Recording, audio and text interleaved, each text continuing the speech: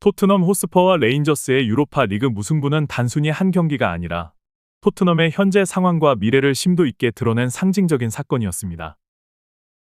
이 경기는 팀워크와 전술의 실패, 그리고 주장 손흥민의 외로운 헌신이 극명히 대비되는 장면들로 가득했습니다. 팬들과 전문가들이 이 경기를 주목했던 이유는 단순히 승패를 떠나 토트넘이라는 팀이 구조적으로 얼마나 큰 문제를 안고 있는지, 그리고 이러한 상황 속에서 손흥민이라는 슈퍼스타가 얼마나 외로운 싸움을 이어가고 있는지를 여실히 보여줬기 때문입니다.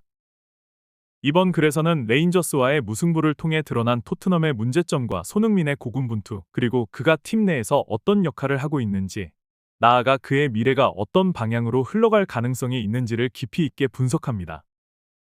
레인저스와의 경기에서 가장 두드러진 문제는 손흥민이 동료들로부터 철저히 고립된 모습이었습니다. 전반 초반 브레넌 존슨은 골문 가까운 위치에서 최적의 공격 공간을 찾고 있던 손흥민을 무시하고 엉뚱한 방향으로 크로스를 날렸습니다. 당시 손흥민은 강하게 손을 흔들며 자신의 위치를 알렸지만 존슨은 이를 무시한 채 복귀했습니다. 이는 단순한 패스 미스가 아니라 팀워크 부재와 의사소통의 실패를 드러내는 장면이었습니다. 이후 메디슨 역시 팀의 연계 플레이를 방해한 주범으로 지적받았습니다. 후반 들어 그는 노마크 상태로 완벽한 공격 공간을 만든 손흥민에게 패스를 건네지 않고 불필요한 개인기로 시간을 지체했습니다. 결국 그는 공을 빼앗기며 턴오버를 허용했고 토트넘은 또 한 번 공격 기회를 놓쳤습니다. 이런 장면들은 팀의 전술적 문제뿐만 아니라 선수들 간 신뢰와 협력이 얼마나 부족한지를 여실히 보여줍니다.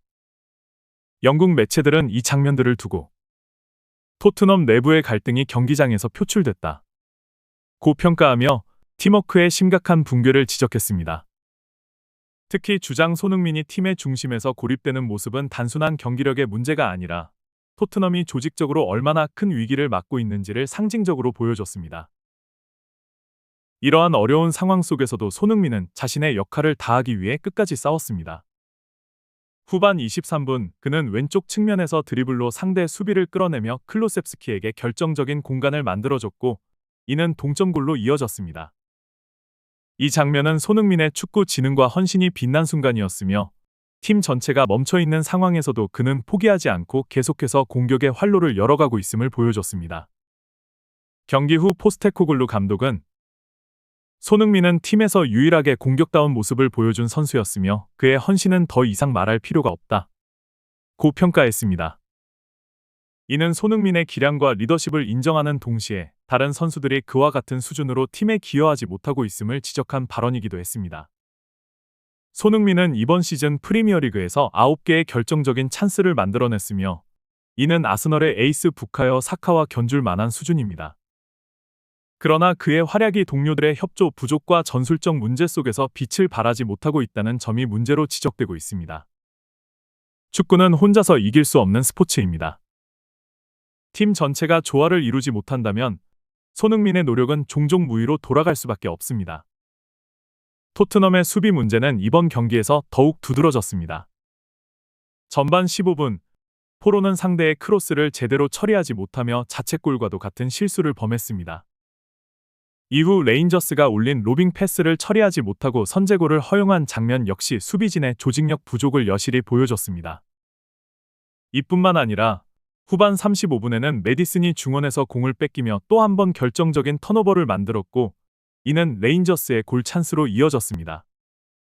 다행히 골키퍼 포스터의 슈퍼세이브로 실점을 면했지만 이는 토트넘의 전술적 혼란과 수비의 부실함을 단적으로 드러낸 사례였습니다. 경기 내내 수비와 미드필드, 공격 간의 연계 플레이가 전혀 이루어지지 않았으며 이는 토트넘이 왜 이번 시즌 기대에 못 미치는 성적을 거두고 있는지를 잘 보여줍니다. 경기 후 손흥민은 인터뷰에서 이 경기는 단순히 우리만의 것이 아니라 팬들과 구단을 위한 것이다. 먼 거리를 이동한 팬들이 실망하지 않도록 책임을 다해야 한다 고 말하며 팀의 책임감을 강조했습니다. 이는 주장으로서 팀의 부진을 대신 짊어지려는 그의 헌신적인 모습을 보여주는 발언이었습니다. 하지만 이 발언 속에는 손흥민이 팀 내부에서 얼마나 고립된 상태에 있는지를 반증하는 뉘앙스가 담겨 있었습니다. 손흥민은 이번 시즌에도 프리미어리그 최고의 선수 중 하나로 평가받고 있지만 팀 내부의 문제와 동료들의 지원 부족 속에서 그의 잠재력은 온전히 발휘되지 못하고 있습니다. 스퍼스웹은 손흥민에 대해 그는 여전히 프리미어리그에서 가장 창의적인 선수 중 하나이며 그의 기여는 숫자 이상의 의미를 가진다. 고 평가했습니다. 그러나 손흥민이 팀 내 갈등 속에서 고립되고 있다는 점은 그가 주장으로서의 역할을 수행하는 데 큰 걸림돌이 되고 있습니다. 레인저스전 이후 손흥민의 미래에 대한 논의는 더욱 뜨거워지고 있습니다. 바르셀로나, 맨체스터 유나이티드, 갈라타사라이 등 여러 빅클럽들이 손흥민의 영입을 타진하고 있다는 보도가 이어지고 있습니다. 바르셀로나와의 연결은 손흥민이 유럽 축구의 정상에서 뛰길 바라는 팬들에게 큰 관심을 불러일으켰습니다. 토트넘은 손흥민을 중심으로 팀을 재편하겠다는 계획을 발표하며 그의 잔류를 위해 노력하고 있습니다. 그러나 현재 팀의 구조적 문제와 갈등이 해결되지 않는 한 손흥민이 새로운 도전을 선택할 가능성은 점점 높아지고 있습니다.